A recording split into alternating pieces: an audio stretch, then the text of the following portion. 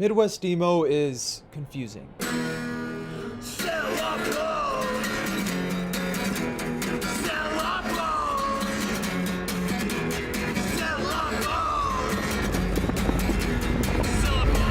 Today, I'm not only going to give you a history of this genre, not only give you an essential album list, but I'm also going to touch on topics I haven't seen anyone else talk about before. Things like Midwest Emo mixtapes on YouTube, why is Michael Cera the mascot of this genre, and why do so many bands sample TV shows and movies? I'm going to talk about all this and way more, but I can't do this alone. So I'm going to phone a friend.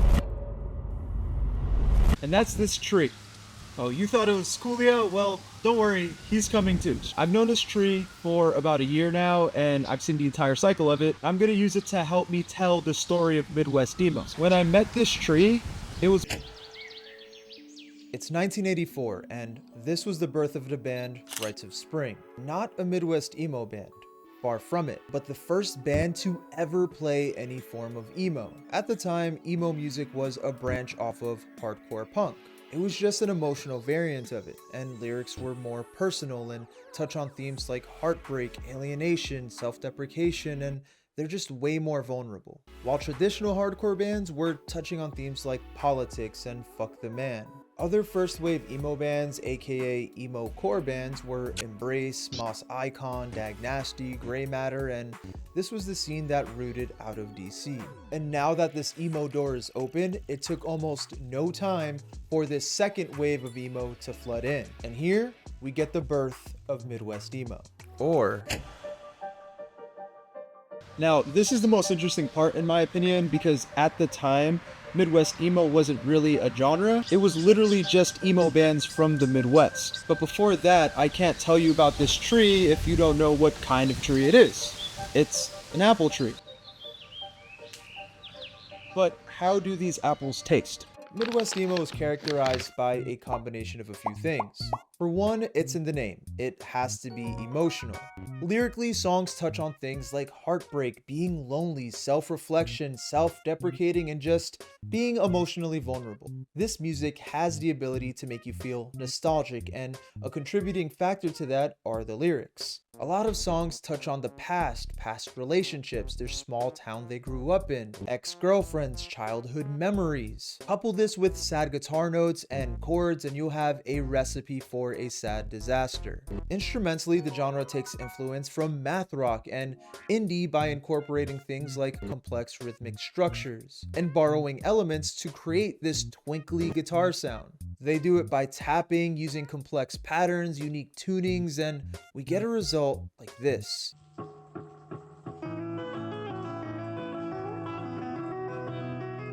Now, this is a subgenre of punk.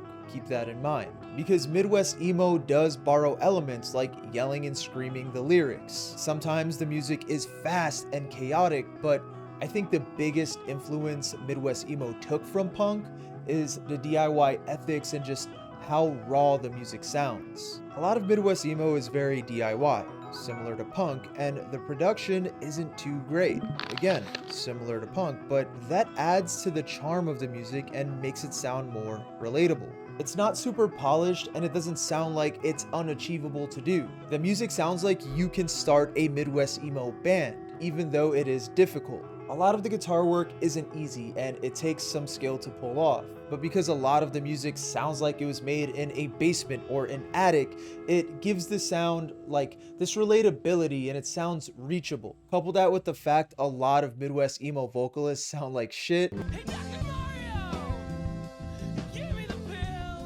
It just sounds like you can do it too, as if it's gonna be easy to start a Midwest Emo project.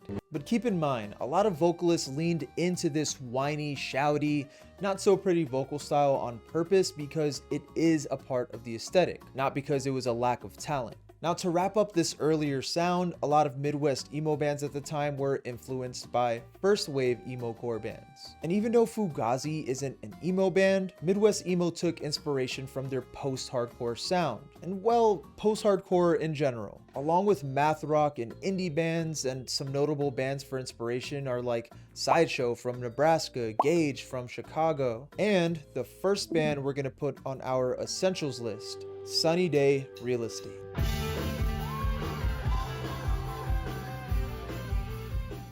we're gonna put their album Diary on here as the first listing. And the reason being, this is an album that is very influential for this second wave emo and emo in general. Even today, years later, people point to this record as influence. Diary isn't exactly Midwest emo, but if you listen to this record, it sounds like a lot of these bands expanded on certain elements of this album. If you listen to Song About an Angel, it sounds like American Football took this sound and used it as an empty canvas and just released an entire record based off of it. And if you don't know who American Football is, that's fine, I'm sure you do, but of course we're gonna yap about them in a second. Why call it Midwest emo? I'm sure it's obvious, but it's because a lot of emo bands from the Midwest had this unique sound. And as we now know, they are heavily influenced by other Midwest bands. Not all of them had this specific sound, but just enough, and now we have to ask ourselves, who started this? A lot of people consider Cap'n Jazz to be the first Midwest emo band, and the conversation of who did what first, no matter what the topic is, it's always going to be gray because somebody always did something before someone else. But in this specific case, Cap'n Jazz were highly influential. They're not solely responsible for this sound because a few bands contributed like here and there, but I think Cap'n Jazz was the first to do this Midwest emo sound we all grew to know and love. And if not, they're definitely the ones to set in stone this specific sound. Of course, you had other bands like Moss Icon, Jawbreaker, Braid, and ones I mentioned earlier like Sunny Day, Sideshow, Gauge, etc. that are important to this genre because they set the foundation and bands grabbed a ton of influence from them. But Cap'n Jazz is the band that started building in 1995 with their record Burritos, Inspiration Point, Fork Balloon Sports, Cardan to Spokes, Automatic Biographies, Kites, Kung Fu Trophies, Banana Peels We've Slipped On, and Eggshells We've Tippy-Toed Over, also known as Schmappin' Schmazz. Now take note, this is an album title that clearly doesn't take itself serious, which is going to be a trend in the far future. But this is going to be the second album on our essentials list. It's the perfect introduction to this genre in my opinion. Again, starting from the name, it's quirky, it doesn't take itself serious. The music is DIY, raw, chaotic, twinkly, sad, punk, mathy, artsy. It's such a good album and I'm really happy this is considered to be the first. There's so many elements in this record that other bands can and will take elements from and borrow, from sounds to lyrical themes, energy, aesthetic, everything. And I think if you can get through this album, you're 100% gonna have a great time exploring this genre. Now it is an essential, but it's not all that digestible. The chaos and production quality will turn a lot of people off, but in comes 1997. Albums like 4 Minute Mile by the Get Up Kids and Nothing Feels Good by The Promise Ring have some Midwest emo elements and are praised in this scene. These albums are not Midwest emo to a T, but close enough for us to claim them, and it doesn't really hurt to bunch those albums with this genre because it damn near is Midwest emo. They are closer to a band like Sunny Day Real Estate, which makes the sound more digestible, and the way they do this is by making it closer to pop punk and toning down to mathy and artsy side of things. Not all the way, obviously, but just enough to cast this wider net. And these two bands being from the Midwest just overall makes the origins a lot stronger. With that being said, I am gonna toss Nothing Feels Good by The Promise Ring and 4 Minute Mile by the Get Up Kids in the essentials list, just to kind of rep this more digestible variant of the genre. Even though their previous album 30 Degrees is probably a little closer to the Midwest emo sound, and it is really good, I just like Nothing Feels More a little bit better. As these albums come out, this scene starts expanding and people are loving it. Jimmy Eats World drops Clarity, Braid drops Frame and Canvas, Texas's Reason drops Do You Know Who You Are, and the Get Up Kids drop Something to Write Home About. The scene is officially rising. But in 1999, arguably the most influential Midwest emo album of all time gets released, and things soon become a lot more interesting.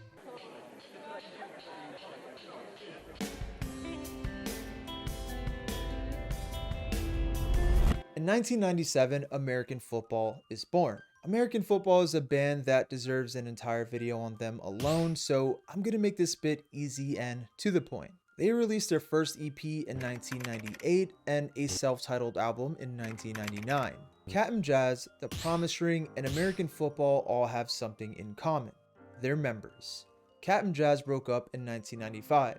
and their lineup at the time of the breakup consisted of Tim Kinsella, Mike Kinsella, Victor Villarreal, Sam Zurich, and Davey Von Ballen. After the breakup, Davey Von Ballen went on to form The Promise Ring, and Mike Kinsella went on to do American Football. But Captain Jazz spawned so many projects, it's insane. I just wanted to bring this up because I feel like it puts into perspective how important Captain Jazz really is. But going back to American Football for a bit, their first EP was really good, but their first self-titled album really showed how pretty Midwest Emo can be. This sounded like Captain Jazz's cleaner, prettier, younger brother. Really focused on building this sadder atmosphere and toned down the chaos. American Football was clean, it was tight, beautiful, twinkly, and it overall had this more sophisticated atmosphere to it, and they really toned down the chaos. And we're gonna leave a bookmark here because American Football eventually becomes way more iconic than even Captain Jazz, but more on that later. I think it's safe to say that the late 90s, Midwest Emo was officially a staple in music culture. The genre was at the point where pretty much everyone in the underground knew what it was. Even the stereotypes were born, including the aesthetic. So how does the tree look? Midwest Emo stood out from the other emo variants not just because of the sound, but the way they look. They were pretty much dressed like the nerds you'd see on TV. They looked like college kids that got good grades. Button-ups, glasses, flannels, chinos, shorts. Very simple and geeky, but as we go on, there's going to be a patch update in aesthetic. Because today's aesthetic is a huge part of Midwest Emo culture. And it was influenced from this time, but it's not a one-to-one copy. We're going to bookmark this too. For now, it's time to talk about the depth. In winter, there's no leaves. There's no apples. The tree is just bald and naked. That was Midwest Emo after the breakup of American Football. The early 2000s was a weird time for emo because it became huge. So big you had bands like My Chemical Romance, Fall Out Boy, Paramore on the radio. But notice something. These aren't bands that came from this second wave of emo. You did have exceptions like Jimmy Eat World, but they shifted their sound to this newer sound that took the mainstream by storm. Around this time, we officially saw our third wave of emo. It kinda killed off second wave when it felt like it barely even started. Bands started fusing together emo and pop punk, which is way more digestible than mathy instrumentals and twinkly guitars. Midwest Emo got taken out back by their newer, younger brother that gave the mainstream a fresh sound. And this younger brother overshadowed the second wave when it barely gave us any apples. But even if it did, and it gave us another tree's worth of apples, I think it being overshadowed at this time was inevitable. This new variant was catchy, it was relatable, and extremely easy to listen to. There's no complex time signatures and song structures, no guitar tapping and weird riffs. This was music that would talk about something extremely relatable, like heartbreak. This music had lyrics that didn't require too much brain power to digest. Even a fly could grasp onto the lyrical themes and relate to it in some way. While Midwest Emo was a genre that took things a lot deeper. It tickles your brain, it's more shouty, chaotic, loud, and that alone will turn a lot of people off. Even an album that wasn't like that, like the American Football album, it wasn't shouty or chaotic, but it still required a lot of patience, especially because it was a lot slower. And even lyrically, like, keep in mind, these are bands from the Midwest. So these bands may talk about things that only people from the Midwest can relate to. A band can talk about how boring and small and unalive their town is, but if you live in a city, you can't really relate to it. You won't be able to understand the same struggles that someone that lives in the middle of nowhere went through. I'm not saying if you're from a city you couldn't enjoy the genre at the time. I'm just saying things on the radio was a lot more relatable. This was a niche genre. It wasn't meant to blossom like the third wave of emo did. At this point, we're officially in the cold, hard winter, and this was the darkest point for Midwest emo. So this is Sonic Championship.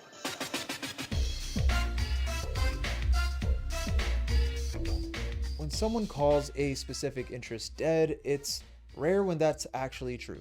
I'm a big fan of Sonic the Fighters. I think it's a great fighting game, but you can't really buy the game and play it online unless you own a PS3 with the game already installed. On paper, this is a game that should have 0 players online at all times. But that's not the case. There's an entire community dedicated to this game that found ways to play together on PC. Is the game dead?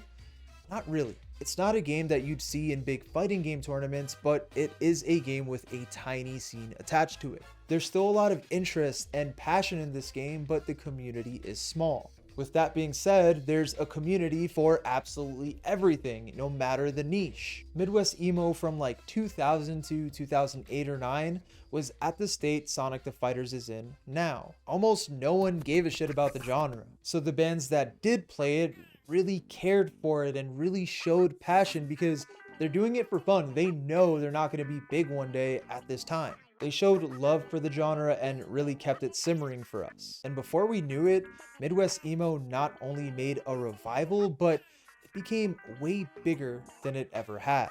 Before we get to that, I want to yap about this dead period and give the bands that kept it simmering for us their flowers.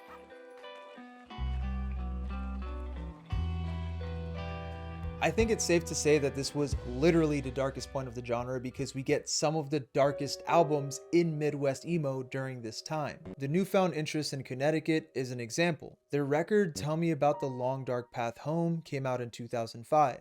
Kid Crash released Jokes in 2007, and these albums aren't really essentials for me personally, but if you enjoy dark music with twinkly riffs, I highly suggest these albums. There were more albums here and there, like Peg Map with their album See You. And Appleseed Cast I see get thrown around a lot, but they're an emo band from the Midwest rather than a Midwest emo band. Regardless, they're really good and I like them a lot. But I think Look Mexico is a band that were really holding it down throughout these years. They were releasing music from 2004, 2005, all the way up to 2016. Empire, I Was a Lonely State was active since 2006. But in 2008, we get a spark.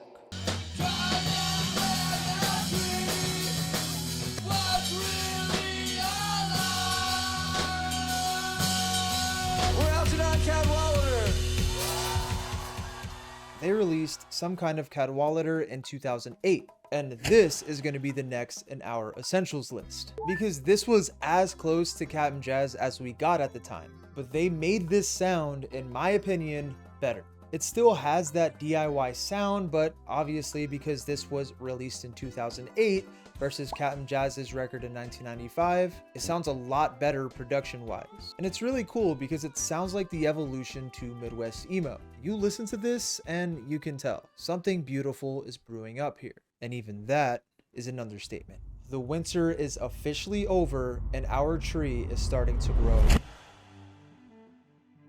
Things start picking up for our genre around 2009-2010. There were a handful of emo bands that took the genre by the balls and just made it their bitch. Around this time was when bands like Tiger's Jaw, Title Fight, Snowing, Glockamora, The World is a Beautiful Place, and I Am No Longer Afraid to Die, and more came into the scene fully swinging and started a ripple in this scene. But a specific record came out in 2009. And I don't think people understand how important this album truly was for the genre. And that's Inside Jokes by Midwest Pen Pals. This is one of my favorite albums to come out in this genre, and of course, we gotta put it in the essentials list. Not just because of how great it was. I feel like this is a band to credit when it comes to the modern Midwest emo aesthetic. The band not only looked like the stereotypical Midwest emo band, but they used a movie sample in their track, My Castle, Your Castle. You kids shouldn't play so rough. Somebody's gonna start crying.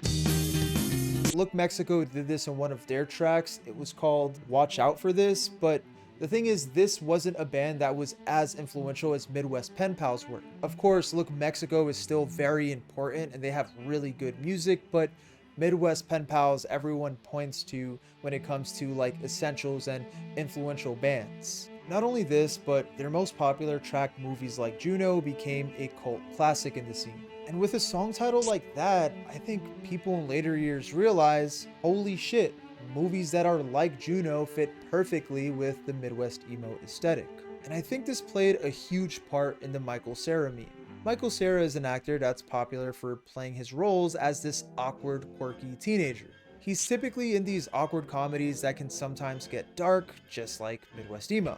Juno is a movie that has Michael Cera as a co-star and is based out of the Midwest. And if you see the way he looks during this film, yeah, he looks like a Midwest emo fella. Look at him in Superbad, look at him in Scott Pilgrim, Paper Heart, Nick and Nora's Infinite Playlist. Even in these short films, Gregory Go Boom and Failure, he's just a scrawny, nerdy, awkward fella, just like the Midwest emo stereotype. And in almost every film Michael is a part of, he plays music. Some films go as far as including his music in the soundtrack. And to wrap all this up, he's just a DIY king.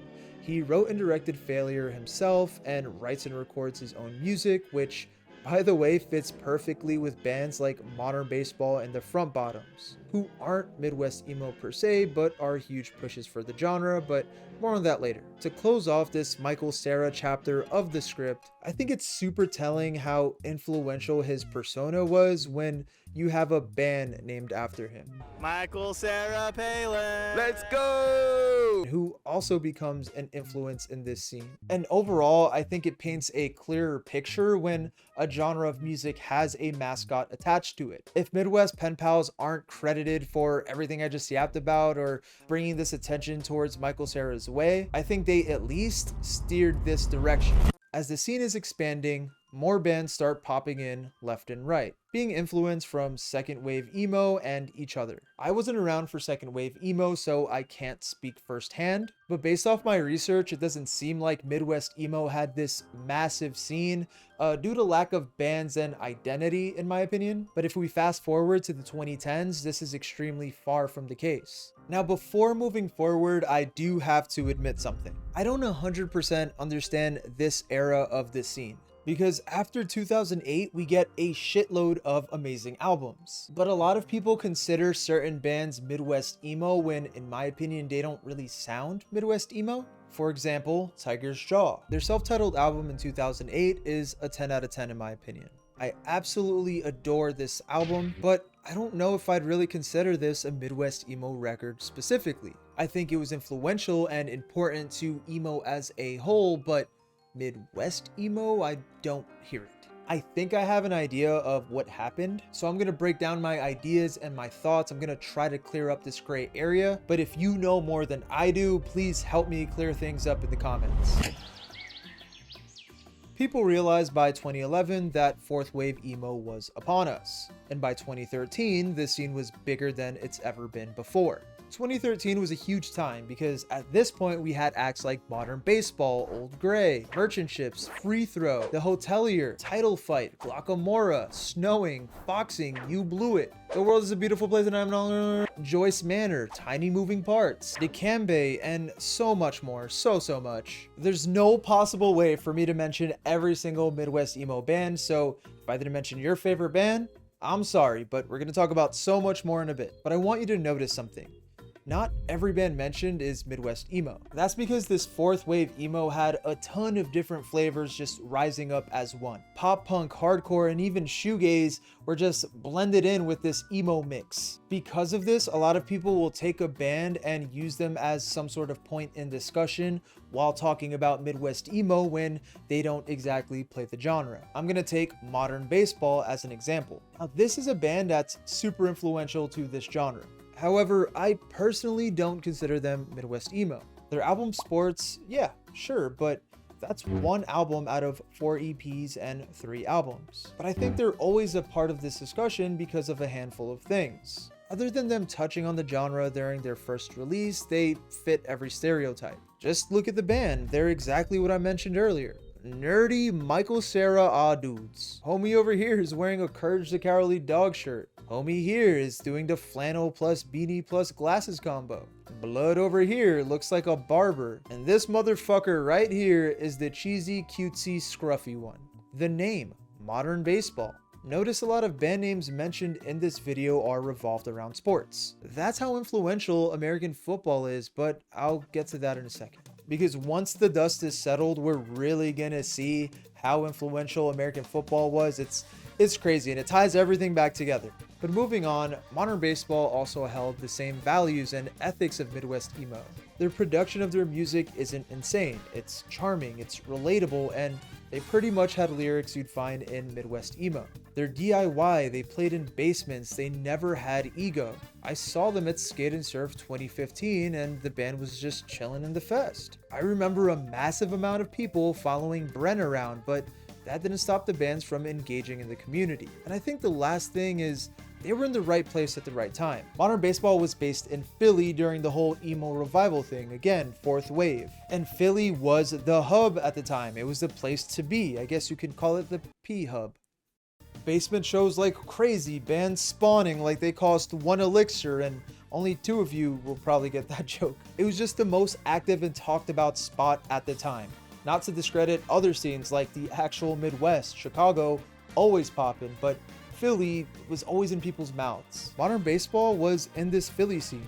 They were a part of this Midwest emo come up when they barely touched on the genre. Even doing a split EP with some kings of the castle like Marietta. They're one of the most popular bands to come out of this scene with hits like Tears Over Beers, Redo, Your Graduation, Fine Great, The Weekend, and this not only put Modern Baseball on the map, but the Philly scene in general. Their music videos highlighted it perfectly. Parties, kicking it with your friends, drinking, smoking, basement shows, and most importantly, relatability. And when I say relatability, I mean it in every way. These weren't models in the band. They weren't playing music that was complex. They didn't have lyrics that would require a mastermind to solve. These were videos that made you want to hang out with the band, and if you were in Philly, it actually wasn't out of the realm of possibility. These videos getting literal millions of views on YouTube help expose the band's end scene, and this is why I think the band is often in this discussion.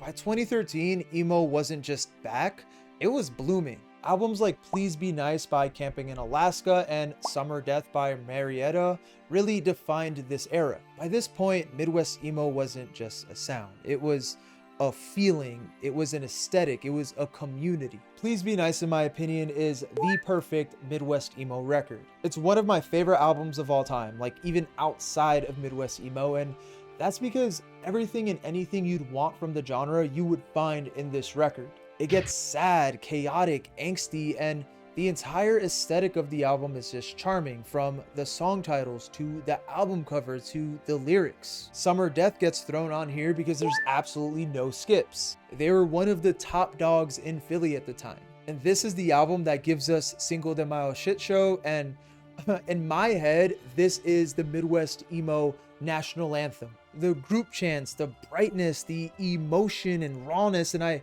love how the song feels like it has 2 chapters in it, and each chapter hits just as hard, but like 2 different sides of you. Why do things have to go and change? Better off if things just stay the same. I'm getting too old for this shit. This song just hits so fucking hard, man. Like, fuck everything in this. Just listen to that song. Fuck everything I'm talking about.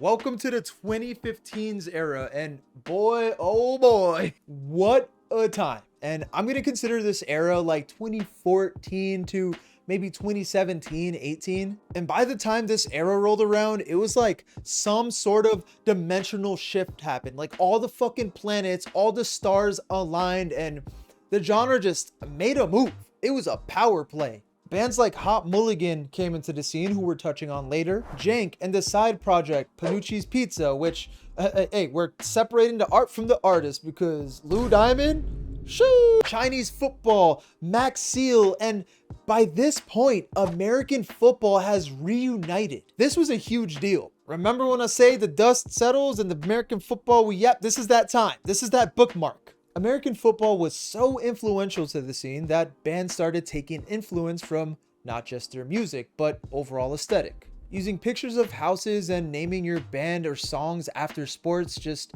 became huge trends in emo as a whole, not just Midwest emo. Let's group them up. Defeaters, Empty Days and Sleepless Nights. Charmers, Self-Titled. Old Gray's Slow Burn. Free Throws, Those Days Are Gone. Yo Lives, Moving Past This. Sports, we'll get to it eventually. Free Throws, What's Past This Prologue. Ben Quad's Let's Split Up, Dartland, The Worst Party Ever, and Moose Blood's Moving Home. Again, not all of these albums were Midwest Emo specifically, but I think this is just telling how trendy houses became on like the emo space in general. Chinese football, modern baseball, title fight, sports, free throw, quarterbacks all have sports related names. Not only this, but American football's legacy becomes way bigger through memes. And yeah, I'm gonna have a chapter in this script dedicated to memes. Hold on that. 2015 was magical because this was also the point when the scene was pretty much established and bands start becoming more influenced by each other, and we see bands expand on the scene's sound and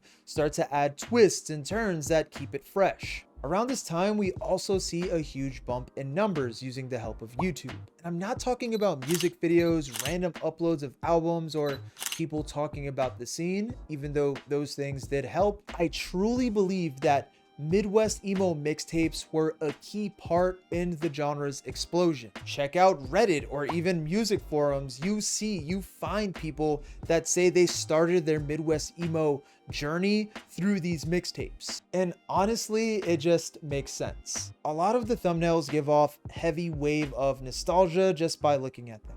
You've got blurry photos of random Midwest American shit. A kid sitting by a railroad track, streetlights, a purple beautiful sky, or an empty town. It's a perfect visual match for the music. And to someone who's never heard the genre before, there's something like weirdly intriguing about Midwest Emo because everyone knows what emo is, but what the fuck is Midwest Emo? That drives curiosity. The most popular mixtape out of all of them seemed to be this one. It's a meme we've all seen before way back in the day, so it's super engaging.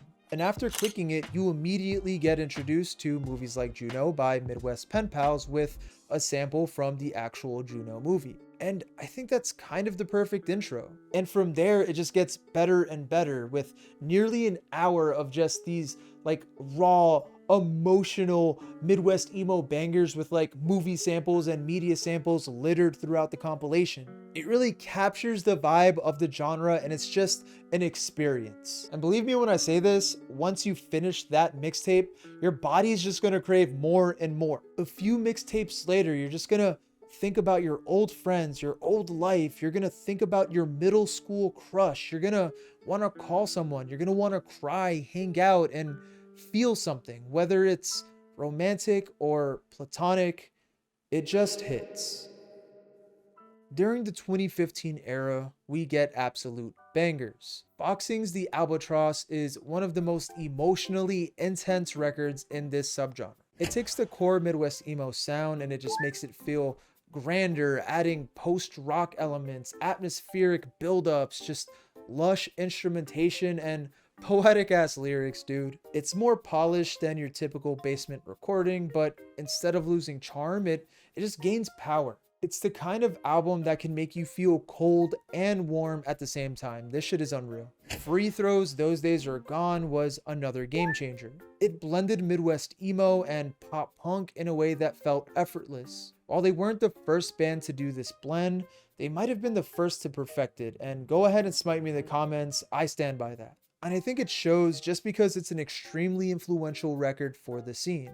Then you have Sports, Demon Days. This album is chaotic in the best way. Mathy, bouncy, aggressive, and just fun as fuck to scream along with. It's like if Midwest Emo had some cojones, bro. Like that shit had balls. And you had a bunch of notable shit that released throughout these years. Tiny Moving Parts dropped Swell. Maxiel dropped Yeah, No, I Know. Pretty much everything by American Beauty. Charmer released their self-titled, Hot Mulligan released Pilot. American Football gave us 2 LPs after making a return in 2014. And it really felt like Midwest Emo was at a solid place by this point. The scene was thriving, just endless of music to listen to, bands going on tours and playing these shitty little bars and shitty little houses and basements, so that way we can all pull up and just yell the lyrics back at them and just cry together. But like most good things, the golden era, it has to end at some point. A slight decline just started to creep in, and right before it did, memes came in like a defibrillator and just gave the genre one last breath.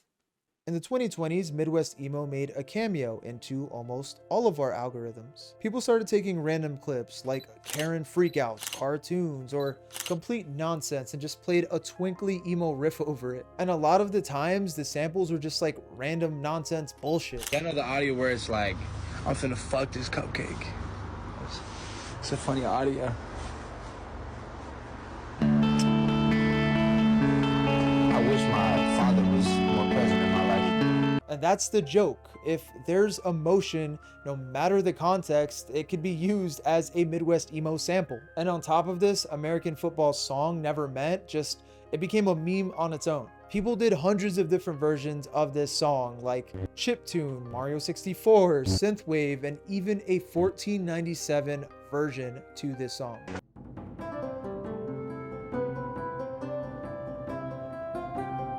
You can argue that people making fun of the genre and just making memes out of it can just make the overall sound less serious. It'd make the genre lame and uncool to play. But the reality is the genre was already lame and uncool, and that's the beauty of it. Like, yeah, obviously there's loads of serious songs in the genre, but being quirky has always been a thing. Remember Captain Jazz's first album? What was the name of the album? You probably don't remember. I don't even remember, and it's in the script because it's a bunch of fucking words just mashed together and it doesn't make any sense. Ridiculous song titles, gaming references, and the self-deprecation. Midwest Emo fans can not only take a joke, but they have this self-awareness and know that angsty, whiny vocals that don't sound too great, contrasting with some of the most impressive guitar work in music, is kind of ridiculous, but like I said, in a beautiful way. Midwest Emo fans can take a joke, and that's what kept Midwest Emo alive. Memes didn't hurt the scene, they just helped expose it to millions of new people. And for many, that might have been the gateway. With all that being said, where are we now and what is the current state of the scene like today? Well, what happens to a tree when autumn comes around? The apples stop producing, the green leaves go yellow and orange and just start falling off. The tree becomes... Wait. Trees don't die in the winter? What are you yapping about, Vizzy? Before we get to that, I have 2 more albums that I want to add onto this essentials list. Then later, I'm going to have my friend Kulia give you another 2. I mentioned it in passing, but I think Tiny Moving Parts was the perfect send-off for me. I know 2018's record Swell wasn't the last Midwest Emo album ever because there's still some coming out today, but I think this was the final album that I fully consider Midwest Emo that wowed me. It's super technical, super fun, and really sticks to the Midwest Emo roots other than the production, of course. And the album does have kind of generic lyrics, and I think that was a part of the reason why I see this as a send-off, because it felt like the genre officially hit every corner and became really good in all those corners at that point. Also, please keep in mind, this is just my opinion, like 90% of this video, and it's okay to disagree, but I do still absolutely love this record. The final album I'm gonna personally add is Ben Quad's 2022 record, I'm Scared That's All There Is. 1, because I absolutely love this album and band, and 2, I feel like this is a record that displays the direction Midwest Emo influence is going. The album has chaos, it's catchy, melodies on here are so fucking hard to get out of your head, and it's great. This is one of my favorite bands of all time, and they just get better and better. But this is when I realized that Midwest Emo is probably not a standalone genre anymore and more of an element used in music. As for the dead tree thing, in the winter, trees don't die. It's in a state of dormancy, and I just learned what this word means. Dormancy is a period of rest where the tree conserves energy and prepares for the spring, much like hibernation in animals. Midwest Emo still lives on to this day. People still listen to bangers from a few years ago. There's still up and coming bands from all over the world that want to give their hand in this genre. but it seems like the sound mostly lives on through the evolution of emo we see today. A band like Hot Mulligan or Ben Quad or Origami Angel have these twinkly elements. They have the emotional songs, but instead of being pigeonholed to this sound, they incorporate it into this fresher take on emo as a whole and expand on things. The crowd is still there, and there's definitely space for a traditional Midwest emo band to play the music. And I feel like proof in this is Best Friends Forever Fest. This is a Midwest emo festival that's been held in Vegas in 2024 and making a return in 2025.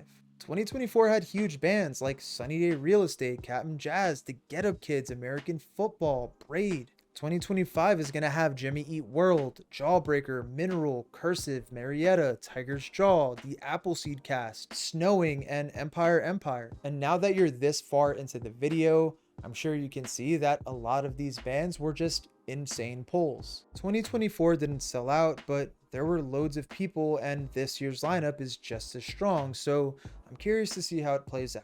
But with that being said, there's an audience for this genre to this day. I just think it'd be really tough to be the next modern baseball of the genre, since it really does feel like it's more of an element used in music now rather than a standalone thing. Which isn't really bad, because this is a genre that's never gonna truly die. There will always be a cult-like audience like during the third wave. We have loads of music, memes, and overall content to consume, and should last us literal years. And as long as there's a band somewhere out there doing the tapping, doing the twinkle, giving us angsty attitude about how much they miss the past, I think the community will always be happy. So my relationship with Midwest Emo is special somewhat, because the first video I actually made on my channel that was about alternative scenes, that wasn't just about like Lil B the Bass God or like fucking Young Thug or something, was about Midwest Emo. It was the ignorant guide, and it was a genre that I was always fascinated with historically and just musically, because the way in which it can differ. But the one thing that I do really appreciate about Midwest Emo, over the technicality, over the riffs, over the tapping, over the whiny motherfuckers, is the pure emotion behind the music and how the motion combines with the instrumentation, the percussion, to create a song that is not only kind of moving and emotional, but also just like really fun to listen to, because it's a bop. So the album I'm gonna pick is It Tired Me All the Same by Arrows and Her. So there is speculation on whether this is Midwest Emo, but I am going to say that this is Midwest Emo.